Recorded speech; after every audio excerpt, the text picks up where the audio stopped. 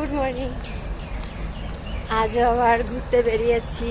আজ যাব কোথায় দেখি, আলিপুরদুয়ারের কাছাকাছি যেতে পারে কিনা, সব ভিডিও করে দেখাবো। গাইস আমার সাথে থাকবে, আমি যেখানে ঘুরতে সেখানে দেখাবো।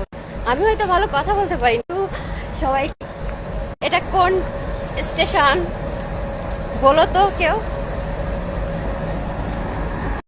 কে তুমি ওগো রূপসী, আগে তো কখনো দেখিনি। কে তুমি ওগো রূপসী, আগে তো কখনো দেখিনি। কবিতার পাতায়